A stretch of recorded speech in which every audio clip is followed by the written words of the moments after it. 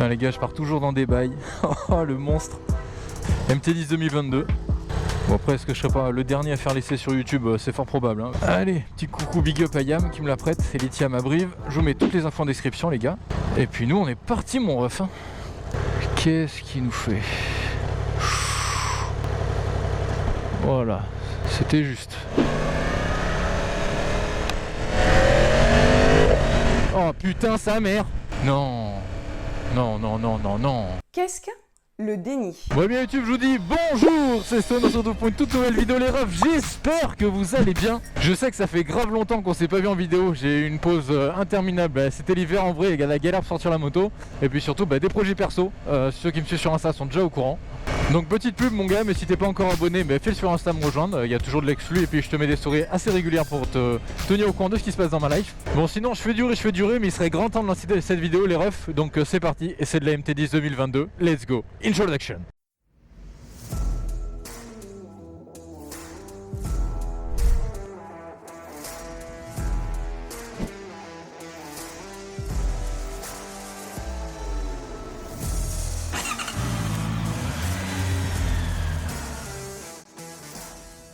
Allez, petit arrêt au feu, on va pouvoir discutailler. Bon comme d'hab on profite de ce petit feu qui est très sympathique pour parler des stats, notamment le réservoir mon pote. Tu vois qu'il est énorme le bordel, bon là c'est des écopes, sortie d'air, sinon il fait 17 litres.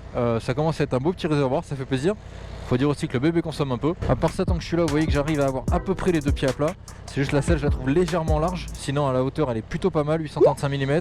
Moi je suis pas mal pour 1m78. Donc pour l'instant, pas grand chose à dire de négatif.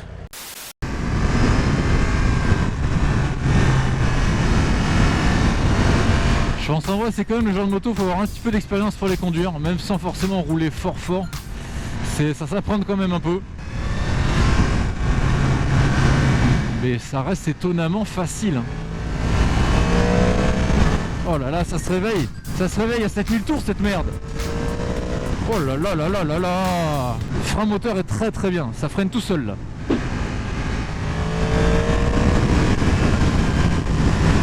Cette sonorité est vraiment agréable. Ça n'a rien à voir avec ce que j'ai déjà pu tester jusqu'à aujourd'hui. Elle se met à brouter à 50 en deux, c'est insolent. Aberrant. Oh putain ça.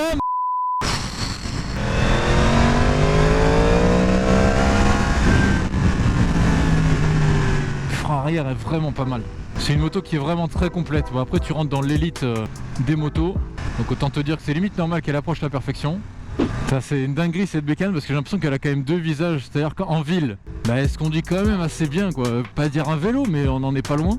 Le rayon de braquage est quand même un peu juste mais à part ça, ça se conduit quand même très bien, t'as un bon feeling de poignée de gaz et tout. Et après quand tu commences à ressouiller, ça peut vite faire flipper quand même. Voilà, là il bute un peu tôt je trouve.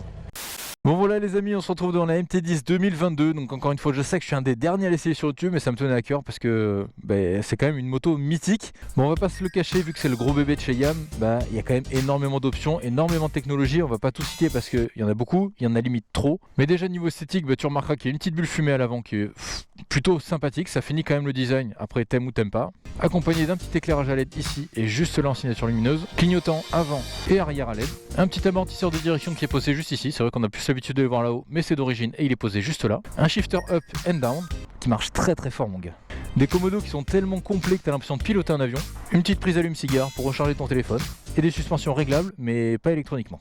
Et un support de plaque qui reste relativement correct pour de l'origine parce qu'on n'a pas un phénomène Vendée Globe, ça reste assez court, c'est plutôt pas mal. Niveau esthétique sinon on a fait globalement le tour, on n'est clairement pas sur le coloris que je préfère, moi forcément vous me connaissez, moi c'est le full black, elle existe en full black et je la trouve beaucoup plus jolie, je suis pas fan du bleu cyan comme ça, c'est vraiment pas mon truc. Par contre un truc que j'adore c'est la forme du réservoir et sa taille, je trouve incroyable, quand tu es sur le poste de pilotage je trouve ça magnifique, ces deux petites sorties d'air elles sont aussi incroyables, et la petite selle de place qui ma foi va plutôt bien la moto, et relativement confortable mon gars, c'est un canapé le machin. Bref, donne-moi ton avis sur l'esthétique sur cette moto dans les commentaires mon petit gars, ou sur Insta, tu me rejoins comme d'hab. J'avoue que pour tout le reste, à part la face avant, je suis fan, mais je reste un peu bugué sur les nouvelles faces avant de chez Yam. Voilà, je sais pas trop quoi vous dire, perso je préférais l'ancienne, mais celle-là passe à peu près. Bon à part ça mon copain, je pense qu'on va passer au compteur, c'est ce qui a le plus d'infos, c'est le machin est énorme et ultra complet, donc on remet le contact. Donc un truc où je dois féliciter Yam, c'est vraiment leur nouveau compteur. Ils sont incroyables, ultra lisibles, assez petits, donc ça prend pas trop de place dans le champ visuel, c'est vraiment très bien fait, très bien fini. Toutes les infos sont à leur place et bien positionnées. Par exemple, en bas de ton écran, tu vas voir ton mode de conduite actif et la gestion des différents éléments du mode de conduite. Donc par exemple, tout ce qui est traction control, la puissance, tout ça. Juste ici, tu as toutes les informations complémentaires type odomètre, trip, tout ça, que tu gères à la molette. Température, odomètre total, trip 1, trip 2. Sur ta droite, tu retrouves ta vitesse engagée et ton niveau d'essence. Ta vitesse instantanée est marquée juste ici, en gros. Et ton contour, tu peux pas le rater, mon ref. Sur le commode de gauche, tu vas pouvoir paramétrer tes modes avec ce petit bouton-là.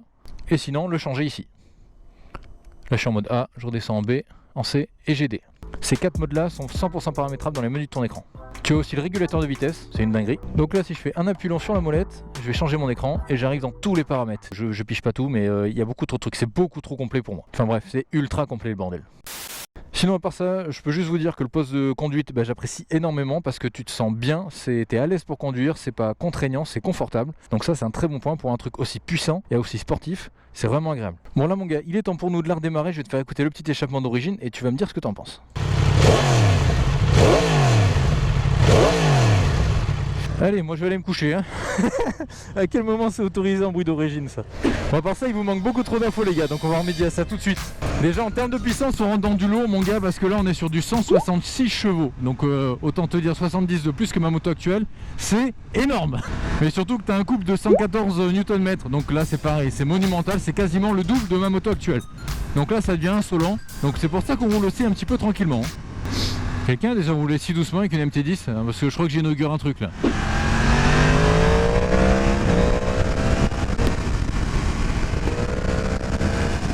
Fouh. Comment on met le régule?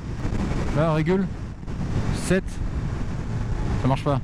A few moments later. Reset 7. 6.5 hours later. Comment ça marche? Là j'ai fait 7 et là si je fais ça 2000 years later. toujours pas. Il est con lui hein, mais il est drôle, très drôle. Ah je suis inculte, ça m'épuise. Bon à part ça, la petite info sur le poids, on est sur du 212 kg de mémoire. Donc ça commence à être un petit peu lourd, mais en vrai tu le ressens pas et ça c'est plutôt pas mal. Parce que moi en général les motos au-dessus de 200 kg j'achète pas mon gars.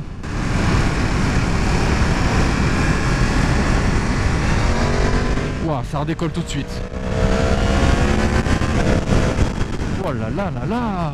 C'est pas mal, hein, c'est pas trop mal. Bon, je me doute qu'il y a des moments où le compteur doit être flouté, donc autant vous le dire, en fait, les vitesses 4, 5 et 6, j'ai pas testé en vrai. Je sais pas, aucune idée à quoi ça sert. Je suis fan de ce poste de conduite. Je sais pas comment vous le dire. J'ai le bon positionnement des jambes, des bras, je suis à l'aise, je souffre pas de la position. C'est vraiment confortable et tu peux attaquer. C'est juste parfait. Oh là là là là, ça s'arrête jamais. Putain, mais je te jure, elle broute à 45 ans, c'est la galère. Enfin, ça en dit long sur la bête quoi. Retest des suspattes, trajet retour, ouais, c'est un très bon compromis ça aussi. Moi sur la mienne, elles sont réglées très fermes, pas MT10, hein, c'est B651 pour ceux qui connaissent. Moi elles sont réglées très fermes, mais ça me va bien pour rouler comme je roule. Après c'est vrai qu'en ville c'est très désagréable.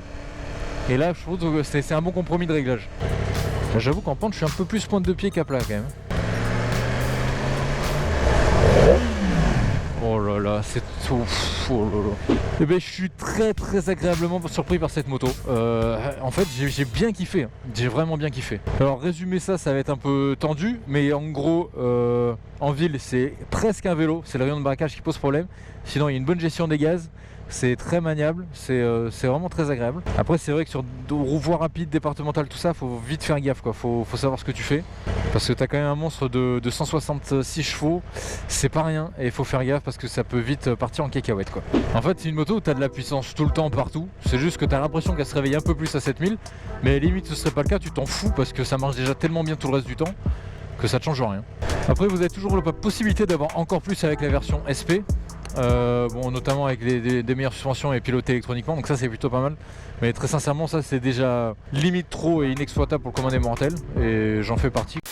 Après au final c'est une moto que j'aimerais bien rouler tous les jours, parce que enfin, voilà, elle fait tout très bien, elle est excellente. Il me faudrait forcément un temps d'adaptation pour rouler entre guillemets fort, parce qu'il y a quand même un peu d'appréhension sur cette moto. Après c'est vrai qu'on est aussi sur des motos qui sont haut de gamme, hein. On est sur de l'hyper sport roadster tout simplement, donc ça commence à chiffrer, même si on est dans les tarifs des 1000 dans le même segment on va dire, on est quand même à 15 500 €, ça chiffre assez vite, assez cher. Et puis voilà, mais après c'est vrai que t'as pas d'autres équipements forcément à rajouter parce que c'est une auto qui est déjà très complète. Bon donc au final si demain je devais acheter un 1000 les gars, ben, ça ferait clairement partie des choix potentiels. Limite dans le top 2 des choix en 1000 cm3. Bref les refs, nous voilà de retour chez YAM. On va encore une fois les remercier pour leur prêt extrêmement sympathique de cette MT10. Tac, à côté... Ouais, le rayon de braquage. Je me suis coupé dans mon élan de discutail, mais le rayon de braquage c'est une horreur. Hop, à côté de la MT-09 SP. Tac.